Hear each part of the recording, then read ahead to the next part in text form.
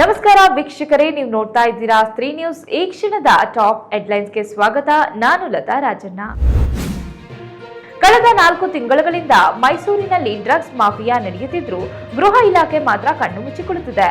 ಇದಕ್ಕೆ ರಾಜ್ಯ ಸರ್ಕಾರ ಮತ್ತು ಪೊಲೀಸ್ ಇಲಾಖೆಯ ನಿರ್ಲಕ್ಷ್ಯದಿಂದ ಮೈಸೂರಿನಲ್ಲಿ ಡ್ರಗ್ಸ್ ದಂಧೆ ನಡೆಯುತ್ತಿದೆ. ಮೈಸೂರು ಡ್ರಗ್ಸ್ ಪ್ರಕರಣಕ್ಕೆ ಸಂಬಂಧಿಸಿದಂತೆ ಸಂಸತ್ತಿನಲ್ಲಿ ಸಂಸದ ಯದುವೀರ್ ಒಡೆಯರ್ ಪ್ರಸ್ತಾಪ ಮಾಡಿದ್ರು. ಕಾನೂನು ಸುವ್ಯವಸ್ಥೆ ರಾಜ್ಯದಲ್ಲಿ ಸರಿಯಾಗಿ ನಡೆಯುತ್ತಿಲ್ಲ ಎಂದು ಅಧಿವೇಶನದಲ್ಲಿ Yaduveer ಗುಡುಗಿದ್ರು. Mysore is a city known for its heritage, its education, its culture, and indeed as the cultural capital of Karnataka. It's a matter of great surprise then that the city is now in the news for the uncovering of a synthetic drugs MDMA manufacturing center. The worth of the drugs was reported to be around 390 crores. Sir, this drug manufacturing unit was in plain sight of the authorities, and yet no action was taken by the Karnataka police.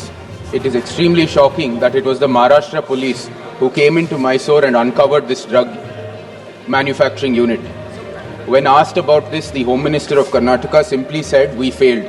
It's this lax attitude that is creating and indeed weakening our law and order institutions in Karnataka.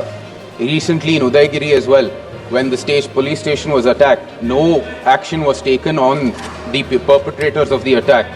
In the stampede in Bangalore, the police were simply scapegoated as being the perpetrators. ಇತ್ತೀಚೆಗಷ್ಟೇ ಉಪಮುಖ್ಯಮಂತ್ರಿ DK Shivakumar ಅವರು ಬೆಂಗಳೂರು ನಗರದಲ್ಲಿ ಮತ್ತೆ towing ಆರಂಭಿಸುವುದಾಗಿ ಹೇಳಿದ್ರು. ಇದರ ಬೆನ್ನಲ್ಲೇ ಗೃಹ ಸಚಿವ ಜಿ ಪರಮೇಶ್ವರ್ ನಗರದಲ್ಲಿ ಸಂಚಾರ ದಟ್ಟಣೆ ಉಂಟಾಗುತ್ತಿದೆ, ಪಾರ್ಕಿಂಗ್ ಸಮಸ್ಯೆ ತಲೆನೋವಾಗಿದೆ, ಜೊತೆಗೆ ಟ್ರಾಫಿಕ್ ಸಮಸ್ಯೆಗೆ ಕಡಿವಾಣ ಹಾಕಲು ಮತ್ತೆ ಟೋಯಿಂಗ್ ಪ್ರಾರಂಭಿಸುತ್ತೇವೆ ಎಂದು ಅಧಿಕೃತವಾಗಿ ಹೇಳಿಕೆ ನೀಡಿದ್ದಾರೆ. ಶುರು ನಾವು ಹೇಳಿದ್ದೇನೆ, ನಾನು ಆಗಲೇ ಪ್ರಕಟಣೆ ಮಾಡಿದ್ದೇನಲ್ಲ, ಇಲಾಖೆ ವತಿಯಿಂದ ನಾವು ಟೋಯಿಂಗಿಗೆ ಕೆಲಸ ಪ್ರಾರಂಭ ಮಾಡ್ತೀವಿ. ನಾವು ಹಿಂದೆ ಎಲ್ಲ ಇದು ಕೊಟ್ಟಿದ್ರು, ಏನೋ ಕಾಂಟ್ರಾಕ್ಟು, ಅದು ಕಾಂಟ್ರಾಕ್ಟ್ ಯಾರಿಗೂ ಕೊಡಲ್ಲ, ಇಲಾಖೆ ವತಿಯಿಂದನೇ ಮಾಡ್ತೀವಿ ಅಂತ ಹೇಳಿದ್ದೆ ನಾನು. ಅದು ಪ್ರಕಾರ ಮಾಡ್ತೀವಿ. ನೋಡಿ, ನಮ್ಮ ಟ್ರಾಫಿಕ್ಕಿಗೆ ಅರ್ಧ ಸಮಸ್ಯೆ ರಸ್ತೆಯಲ್ಲಿ ವೆಹಿಕಲ್ಸ್ ನಿಲ್ಲಿಸೋದು. ಎಲ್ಲಿ ಪಾರ್ಕಿಂಗ್ ಆಗಬಾರ್ದು ಅಂತೀವೋ ಅಲ್ಲೇ ಪಾರ್ಕಿಂಗ್ ಮಾಡಿರ್ತಾರೆ. ಅಂಥ ಸಂದರ್ಭದಲ್ಲಿ ಏನು ಮಾಡಬೇಕು? ರಸ್ತೆ ಮಾಡಿರೋದು ಏನಕ್ಕೆ? ಜನ ಓಡಾಡೋದಕ್ಕೆ, ಪಾರ್ಕಿಂಗ್ ಮಾಡೋದಕ್ಕೆ ರಸ್ತೆ ಮಾಡಿದ್ದಾರೆ. ಅದು ಇವತ್ತು ನಾನು BBMP ಇನ್ಚಾರ್ಜ್ ಇದ್ದಾಗ ಕೂಡ ಈ ಪ್ರಶ್ನೆ ಬಂದಿತ್ತು. ಅದರ ರಸ್ತೆಗಳಲ್ಲಿ ಮೇಯ್ನ್ ರೋಡ್ಸು, ಆರ್ಟರೀಸ್ ಏನು ಕರಿತೀವಿ, ಆ ರಸ್ತೆಗಳಲ್ಲಿ ಹೆಚ್ಚಿನ ಅಂಶ ನಿಲ್ಲಿಸಬಾರ್ದು ಅಂತ ಹೇಳಿ ನಾವು ಹೇಳ್ತಾ ಇದ್ವಿ. ಈಗ ನಿಲ್ಲಿಸ್ತಾರೆ ಅಂತಂದಾಗ ಅದನ್ನು ಟೋ ಮಾಡಿ ಆಚೆ ತೊಗೊಂಡೋಗಿ ಮಾಡೋದು.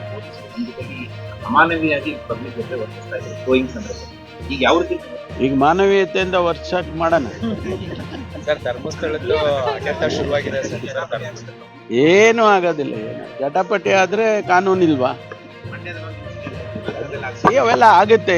ಆದಾಗ ಅದನ್ನ ಯಾವ ರೀತಿ ಅದನ್ನ ಬಗೆಹರಿಸ್ಬೇಕೋ ಬಗೆಹರಿಸೋಣ, ಶಾಂತಿಯಿಂದ ಬಗೆಹರಿಸೋಣ. ಟೋಲ್ ಕಟ್ಟುವ ವಿಚಾರಕ್ಕೆ ಸಂಬಂಧಿಸಿ ನಾನು ಸ್ಥಳೀಯ ಎಂದು ಪ್ರಶ್ನೆ ಮಾಡಿ ಹಣ ಕಟ್ಟಲು ತಡ ಮಾಡಿದ್ದಕ್ಕೆ ದೊಡ್ಡಬಳ್ಳಾಪುರದ ಹುಲಿಕುಂಟೆ ಬಳಿ ಗಲಾಟೆ ನಡೆದಿದೆ. 8 ಜನ ಟೋಲ್ ಸಿಬ್ಬಂದಿಯಿಂದ ವೆಂಕಟೇಶ್ ಎಂಬುವರ ಮೇಲೆ ಹಲ್ಲೆ ಮಾಡಲಾಗಿದೆ ಎಂದು ತಿಳಿದು ಬಂದಿದೆ. ಹಲ್ಲೆ ಮಾಡಿದವರನ್ನ ಪೊಲೀಸರು ವಶಕ್ಕೆ ಪಡೆದಿದ್ದಾರೆ.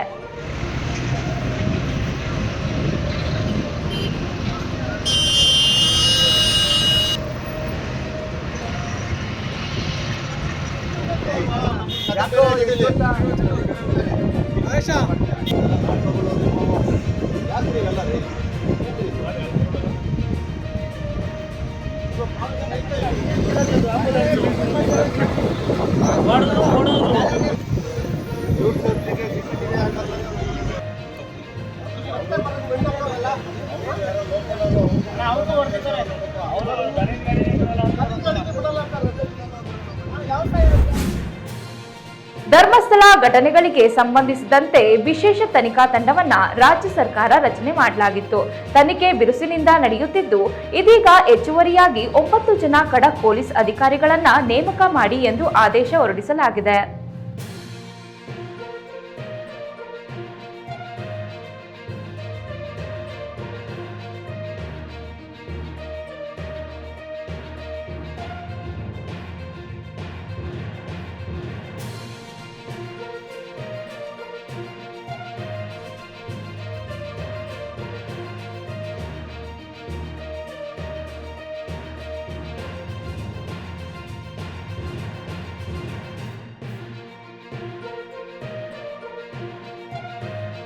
ಅಮೆರಿಕ ಅಧ್ಯಕ್ಷ ಡೊನಾಲ್ಡ್ ಟ್ರಂಪ್ ಭಾರತಕ್ಕೆ ಆಮದು ತೆರಿಗೆ ಶಾಕ್ ನೀಡಿದ ಬೆನ್ನಲ್ಲೇ ಇದೀಗ ಇರಾನ್ ಜೊತೆ ವ್ಯವಹಾರ ಮಾಡುತ್ತಿರುವ ಭಾರತದ 6 ತೈಲ ಕಂಪನಿಗಳ ಮೇಲೆ ಕಾನೂನಿನ ವಿರುದ್ಧವಾಗಿ ವ್ಯವಹಾರ ಮಾಡುತ್ತಿರುವ ಆರೋಪ ಮಾಡಿದ್ದಾರೆ.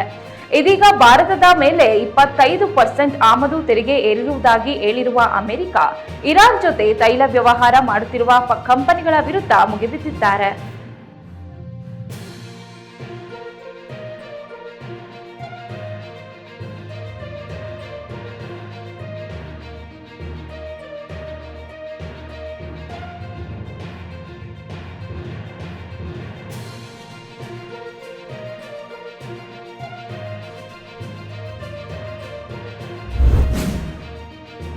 ಕುಡಿದ ಮತ್ತಿನಲ್ಲಿ ಮಗನೇ ತಾಯಿಯನ್ನ ಕೊಂದು ಮೃತದೇಹಕ್ಕೆ ಬೆಂಕಿ ಹಚ್ಚಿ ಪಕ್ಕದಲ್ಲೇ ಮಲಗಿರುವ ಘಟನೆ ಚಿಕ್ಕಮಗಳೂರು ತಾಲೂಕಿನ ಅರೆನೂರು ಸಮೀಪದ ಅಕ್ಕಿಮಕ್ಕಿ ಗ್ರಾಮದಲ್ಲಿ ನಡೆದಿದೆ. ಭವಾನಿ ಎಂಬುವವರು ಮಗನಿಂದಲೇ ಹತ್ಯೆಯಾದ ದುರ್ದೈವಿ ಮಹಿಳೆ. ತಾಯಿ ಬೈದಿದ್ದಕ್ಕೆ ಕಳೆದ ರಾತ್ರಿ ತಾಯಿಯನ್ನ ಕೊಂದು ಮನೆಯೊಳಗೆ ಬೆಂಕಿ ಹಾಕಿ ಸುಟ್ಟು ಹಾಕಿದ್ದಾನೆ. ಆಲೂರು ಪೊಲೀಸ್ ಠಾಣೆಯಲ್ಲಿ ಪ್ರಕರಣ ದಾಖಲಾಗಿದ್ದು ಆರೋಪಿ ಪವನ್ ಅನ್ನು ಅರೆಸ್ಟ್ ಮಾಡಲಾಗಿದೆ.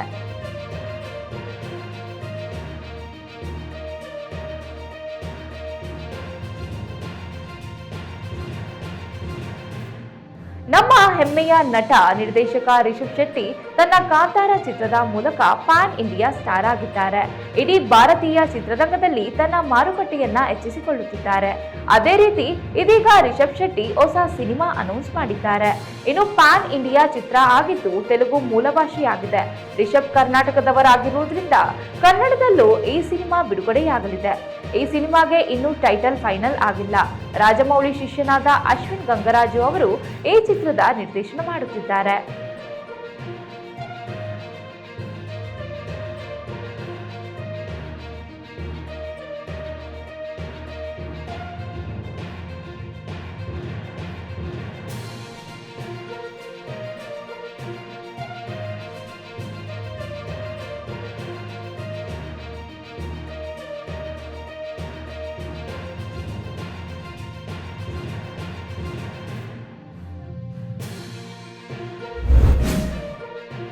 ಜಪಾನ್ನ ಬಾಬಾ ವಂಗಾರವರ ಭವಿಷ್ಯವಾಣಿ ಇಲ್ಲಿಯವರೆಗೆ ಯಾವುದೂ ಸುಳ್ಳಾಗಿಲ್ಲ.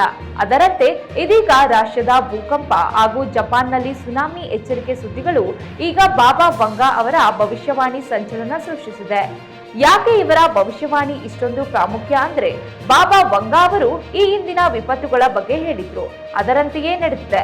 ಇದರಲ್ಲಿ ರಾಜಕುಮಾರಿ ಡಯಾನಾ ಮತ್ತು ಕೋವಿಡ್-19 ಸಾಂಕ್ರಾಮಿಕ ರೋಗ, 2111ರ ಭೂಕಂಪ ಮತ್ತು ಸುನಾಮಿಯಂತಹ ಘಟನೆಗಳು ಸೇರಿವೆ. ಜುಲೈ 5ರಂದು ಏನಾದರೂ ದೊಡ್ಡ ಘಟನೆ ನಡೆಯಬಹುದು ಎಂದು ಕೆಲವರು ಊಹಿಸಿದ್ರು. ಆದರೆ ಆ ದಿನ ಏನೂ ನಡೆಯಲಿಲ್ಲ. ಆದರೆ ಜುಲೈ ತಿಂಗಳ ಕೊನೆಯಲ್ಲಿ ಬಹುದೊಡ್ಡ ಆಘಾತವನ್ನ ನೀಡಿದೆ. ಭೂಕಂಪ ಮತ್ತು ಅದರ ಪರಿಣಾಮವಾಗಿ ಸುನಾಮಿ ಕಾಣಿಸಿಕೊಂಡಿದ್ದು ಮತ್ತೆ ವಂಗಾ ಅವರ ಕುರಿತು ಚರ್ಚೆ ಆರಂಭವಾಗಿದೆ.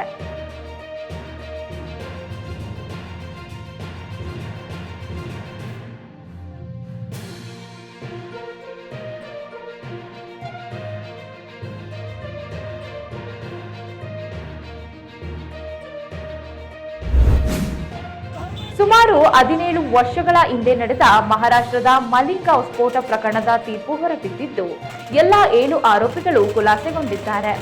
ಮಹಾರಾಷ್ಟ್ರದ ನಾಸಿಕ್ ಜಿಲ್ಲೆಯಲ್ಲಿ ಮಲೆಂಗಾಂವ್ ಮುಸ್ಲಿಂ ಏರಿಯಾದಲ್ಲಿ ಮಸೀದಿಯ ಬಳಿ ಮೋಟಾರ್ ಸೈಕಲ್ಗೆ ಜೋಡಿಸಲಾದ ಸ್ಫೋಟಕ ಸಾಧನವು ಸ್ಫೋಟಕಗೊಂಡಿತ್ತು. ಇದರ ಪರಿಣಾಮವಾಗಿ 6 ಜನರು ಸಾವನ್ನಪ್ಪಿದ್ರು ಮತ್ತು 100ಕ್ಕೂ ಹೆಚ್ಚು ಜನರು ಗಾಯಗೊಂಡಿತ್ತು. ಈ ಪ್ರಕರಣಕ್ಕೆ ಸಂಬಂಧಿಸಿ 7 ಜನ ಆರೋಪಿಗಳು ಖುಲಾಸೆಗೊಂಡಿದ್ದಾರೆ. ಮಹಾರಾಷ್ಟ್ರದ ಮಾಲೇಗಾಂವ್ ಸ್ಫೋಟನಲ್ಲಿ 7 ಜನ ಹಿಂದೂ ನಾಯಕರನ್ನ ಬಂಧಿಸಿದ್ರು. ಮಾಲೇಗಾಂವ್ ಸ್ಫೋಟ 2006ನಲ್ಲಿ ನಡೆದಂತ ಆ ಭಯೋತ್ಪಾದನೆಯ ಅಪಾದನೆಯನ್ನ ಹಿಂದೂ ನಾಯಕರ ಮೇಲೆ ಸುಳ್ಳು ಅಪಾದನೆ ಹಾಕಿ ಕೇಸನ್ನ ದಾಖಲೆ ಮಾಡಿದ್ರು. 17 ವರ್ಷದ ನಂತರ ಇವತ್ತು ಮಾಲೇಗಾಂವ್ ಸ್ಫೋಟಿನ ನಿರ್ಣಯವನ್ನ ಕೊಟ್ಟಿದ್ದಾರೆ. 7 ಜನ ನಿರ್ದೋಷ ಅಂತ ಹೇಳಿ ಬಿಡುಗಡೆಯನ್ನ ಮಾಡಿದ್ದಾರೆ. 9 ವರ್ಷ ಈ 7 ಜನರನ್ನು ಜೈಲಿನಲ್ಲಿಟ್ಟು ಅತ್ಯಂತ ರಾಕ್ಷಸೀಯ ಪ್ರವೃತ್ತಿಯಲ್ಲಿ ಹಿಂಸೆ ಕೊಟ್ಟಿದ್ದಾರೆ.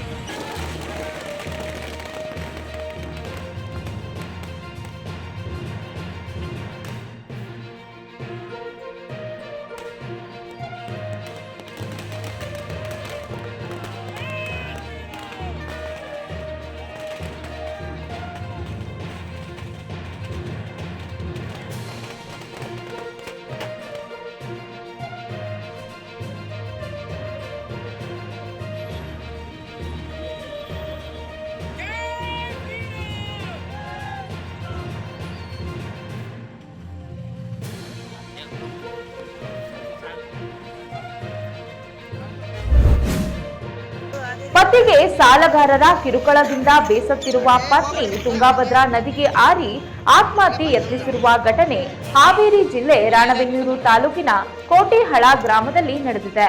ನದಿ ಮಧ್ಯದಲ್ಲಿ ಸಿಲುಕಿರುವ ಮಹಿಳೆಯನ್ನು ಕಂಡ ರೈತರೊಬ್ಬರು ತಕ್ಷಣ ಪೊಲೀಸರಿಗೆ ಮಾಹಿತಿ ನೀಡಿದ್ರು. ತಕ್ಷಣ ಸ್ಥಳಕ್ಕೆ ಆಗಮಿಸಿದ ಪೊಲೀಸರು ಮಹಿಳೆಯನ್ನು ರಕ್ಷಣೆ ಮಾಡಿದ್ದಾರೆ.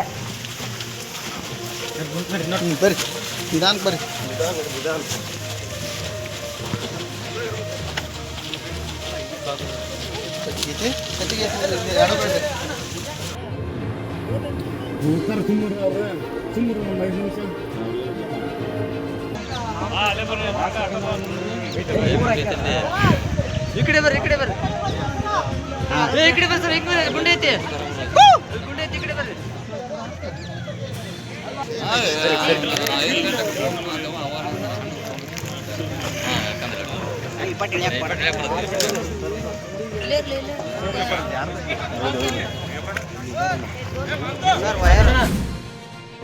ಒಳ ಮೀಸಲಾತಿಗೆ ಸಂಬಂಧಿಸಿದಂತೆ ಮತ್ತೆ ದಲಿತ ಪಾಲಿಟಿಕ್ಸ್ ಸದ್ದು ಕೇಳಿಸುತ್ತಿದೆ. ಸ್ವತಃ ಗೃಹ ಸಚಿವ ಜಿ ಪರಮೇಶ್ವರ್ ರವರು ದಲಿತ ಶಾಸಕರ ಸಭೆ ಕರೆದಿದ್ದು ಒಳ ಮೀಸಲಾತಿ ಜಾರಿ ಸಂಬಂಧಿಸಿ ಸಮಗ್ರ ಚರ್ಚೆ ಮಾಡಲು ಮೀಟಿಂಗ್ ಕರೆಯಲಾಗಿದೆ ಎನ್ನಲಾಗ್ತಿದೆ. ನ್ಯಾಯಮೂರ್ತಿ ನಾಗಮೋಹನ್ ದಾಸ್ ವರದಿ ಬಗ್ಗೆ ಶಾಸಕರ ಜೊತೆ ಚರ್ಚೆ ಮಾಡೋಕೆ ಸಭೆ ನಿಗದಿ ಮಾಡಿದ್ದೇವೆ ಎಂದು ಪರಮೇಶ್ವರ್ ರವರು ಹೇಳಿದ್ದಾರೆ. ಹೌದು, ನಾನು ನಮ್ಮ ಈ ವರದಿ ಏನಿದೆ, ಶ್ರೀ ನಾಗಮೋಹನ್ ದಾಸ್ ಅವರ ವರದಿ ಅವರು ಸರ್ಕಾರಕ್ಕೆ ಕೊಡೋ ಮೊದಲು ನಾವು ಒಂದಿಷ್ಟು ಚರ್ಚೆ ಮಾಡೋಣ. ಇದ್ರ ಬಗ್ಗೆ ಯಾರಿಗೂ ಕೂಡ ಬೇಸರ ಆಗಲಿ ಅಥವಾ ಕನ್ಫ್ಯೂಷನ್ ಆಗಲಿ ಆಗೋದು ಬೇಡ. ನಮ್ಮಲ್ಲಿರ್ತಕ್ಕಂಥ ಅಭಿಪ್ರಾಯಗಳನ್ನು ಮೊದಲು ನಾವೆಲ್ಲ ತಿಳಿ ಮಾಡ್ಕೊಳ್ಳೋಣ ಅಂತೇಳಿ ಕರೆದಿದ್ದೇನೆ. ಅದು ಚರ್ಚೆ ಆದಮೇಲೆ ಗೊತ್ತಾಗುತ್ತೆ ಯಾರ್ಯಾರು ಏನೇನು ಅಭಿಪ್ರಾಯ ಪಡ್ತಾರೆ. ಕಂಪ್ಲೀಟ್ ಆಗಿದೆ ಅಂತ ಹೇಳ್ತಿದ್ದಾರೆ. ಕಂಪ್ಲೀಟು ಇನ್ನೂ ಅವರು ಸಬ್ಮಿಟ್ ಮಾಡಿಲ್ಲ, ಅಲ್ಲಿ ಗೊತ್ತಿಲ್ಲ. ಅವರು ಸದ್ಯದಲ್ಲೇ ಮಾಡ್ತೀವಿ ಅಂತ ಹೇಳಿದ್ದಾರೆ.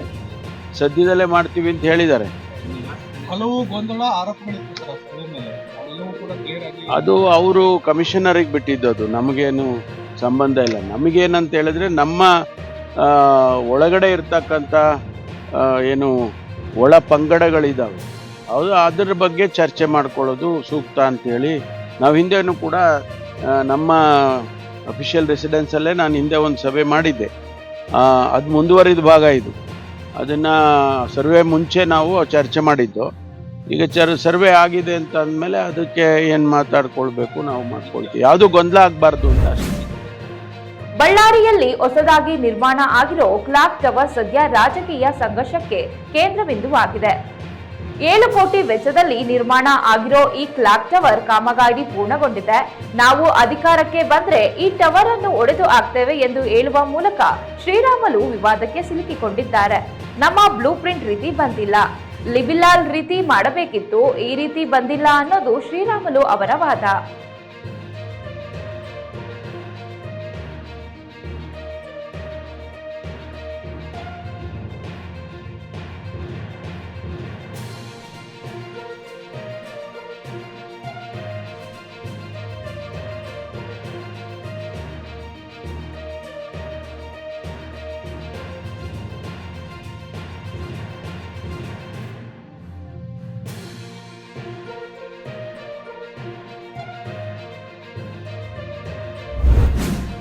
ನಟ ಪ್ರಥಮ್ ಮೇಲೆ ಜೀವ ಬೆದರಿಕೆ ಆರೋಪ ಪ್ರಕರಣಕ್ಕೆ ಸಂಬಂಧಿಸಿ ಪ್ರಥಮ್ ಒಬ್ಬ ಹುಚ್ಚ, ಪಬ್ಲಿಸಿಟಿಗಾಗಿ ಇದೆಲ್ಲ ಮಾಡ್ತಿರ್ತಾನೆ, ಅವನೊಬ್ಬ ವೇಸ್ಟ್, ಅವನ ಬಗ್ಗೆ ಮಾತಾಡೋದು ಬೇಡ, ಇದೆಲ್ಲ ಸುಳ್ಳು ಕಟ್ಟುಕತೆ.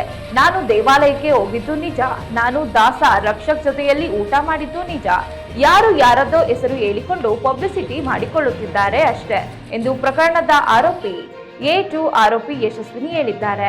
ದೇವಸ್ಥಾನಕ್ಕೆ ಹೋಗಿದ್ ನಿಜ, ನಾನು ದಾಸ ಎಲ್ಲ ಜೊತೆಲಿ ಹೋಗಿದ್ದು ದೇವಸ್ಥಾನಕ್ಕೆ ಹೋಗಿದ್ ನಿಜ. ಅಲ್ಲಿ ನಾನು ರಕ್ಷಕು ದಾಸ ಎಲ್ಲ ಜೊತೆಲಿ ಊಟ ಮಾಡಿದ್ ನಿಜ. ಊಟ ಮಾಡೋ ವೇಳೆಯಲ್ಲಿ ಇವರು ಪ್ರಥಮ್ ಬರ್ತಾರೆ, ದೇವ್ರ ನಮಸ್ಕಾರ ಮಾಡ್ಕೊಂಡು ಬಂದು ಎದುರಿಗೆ ನಮ್ಮ ಎದುರಿಗೆ ಬಂದು ಕೂತ್ಕೊಂಡು ಊಟ ಮಾಡ್ತಾರೆ. ಚೆನ್ನಾಗೆ ಮಾತಾಡ್ಕೊಂಡು ಚೆನ್ನಾಗೆ ಹೋಗ್ತಾರೆ. ಊಟ ಆಗಿ ಕೈಯೆಲ್ಲ ತೊಳ್ಕೊಂಡು ವಾಪಸ್ ಬರೋಗ ಗಲಾಟೆ ಆಗಿಲ್ಲ ಅಂತ ಹೇಳ್ತೀವಿ. ನೀವು ಆ ರೀತಿ ಮಾಡಿಲ್ಲ ಅವ್ರ ಆರೋಪ ಮಾಡಿದಾಗ. ಖಂಡಿತ ಯಾಕೆ ಸುಳ್ಳು ಸಂತೇಶ ಕೊಟ್ರು? ಅವ್ನ್ ಪಬ್ಲಿಸಿಟಿ ಅವನು ನಿಮ್ಗೆ ಗೊತ್ತು ಹುಚ್ಚ ಎಲ್ಲಾ ಚಾನಲ್ ಅಲ್ಲಿ ನೋಡ್ತಿದ್ರ ಅವನ ಬಗ್ಗೆ ಮಾತಾಡಕ್ಕೂ ಯೋಗ್ಯನಲ್ಲ ಅವನು. ರಾಹುಲ್ ಗಾಂಧಿಯವರು ಆಗಸ್ಟ್ 5ರಂದು ಪ್ರತಿಭಟನೆ ಮಾಡಲು ರಾಜ್ಯಕ್ಕೆ ಬರ್ತಿದ್ದಾರೆ. ಇವತ್ತು ಪ್ರತಿಭಟನೆ ರೂಪರೇಷೆ ಸಂಬಂಧ ಸಭೆ ಇದೆ. ಯಾವ ರೀತಿ ಪ್ರತಿಭಟನೆ ಮಾಡಬೇಕು, ಎಲ್ಲಿ ಮಾಡಬೇಕು ಅಂತ ತೀರ್ಮಾನ ಮಾಡ್ತೇವೆ. ಚುನಾವಣೆ ಆಯೋಗದ ಆರೋಪದ ಬಗ್ಗೆ ಅವರ ಬಳಿ ದಾಖಲಾತಿ ಇದೆ. ಹೀಗಾಗಿ ಚುನಾವಣೆ ಆಯೋಗದ ವಿರುದ್ಧ ಪ್ರತಿಭಟನೆ ಮಾಡಲು ಬರ್ತಿದ್ದಾರೆ ಎಂದು ಸಿಎಂ ಸಿದ್ದರಾಮಯ್ಯನವರು ಮಾಹಿತಿ ನೀಡಿದ್ದಾರೆ. ಯಾವ ಥರ ಪ್ರತಿಭಟನೆ ಮಾಡಬೇಕು ಅಥವಾ ಎಲ್ಲಿ ಸೇರಬೇಕು ತೀರ್ಮಾನ ಮಾಡ್ತಾರೆ. ಸರ್ ರಾಹುಲ್ ಗಾಂಧಿ ಅಲಿಗೇಷನ್ಗೆ ಸಂಬಂಧಪಟ್ಟಂತೆ ಸರ್ಕಾರದಲ್ಲಿ ಏನಾದರೂ ಮಾಹಿತಿ ಇದೆ ಸರ್, ಡಾಕ್ಯುಮೆಂಟ್ಸ್? ರಾಹುಲ್ ಗಾಂಧಿ ಅವರು ಅಲಿಗೇಷನ್ಗೆ ಸಂಬಂಧಪಟ್ಟಂತೆ Rahul Gandhi has got evidence. Rahul Gandhi has got evidence. So yes, he is coming here to protest and to meet the election commissioner of Karnataka. Madevapura ಮತ್ತೆ ಇದರಲ್ಲಿ ಮಾದೇವಪುರ ಮತ್ತೆ ರಾಜಾಜಿನಗರ. ಸರ್ ಧರ್ಮಸ್ಥಳ ಪ್ರಕರಣದಲ್ಲಿ SIT ಮುಖ್ಯಸ್ಥರು ಬದಲಾವಣೆ ಆಗುತ್ತಾ ಸರ್? ಧರ್ಮಸ್ಥಳ ಪ್ರಕರಣದಲ್ಲಿ SIT ಮುಖ್ಯಸ್ಥರು ಬದಲಾವಣೆ ಆಗುತ್ತಾ? ಸೊ ವೀಕ್ಷಕರೇ, ಇದಾಗಿತ್ತು ಈ ಕ್ಷಣದ ಟಾಪ್ ಹೆಡ್ಲೈನ್ಸ್. ಮತ್ತಷ್ಟು ಅಪ್ಡೇಟ್ಸ್ಗಳಿಗಾಗಿ ನೋಡ್ತಾ ಇರಿ ಸ್ತ್ರೀ ನ್ಯೂಸ್.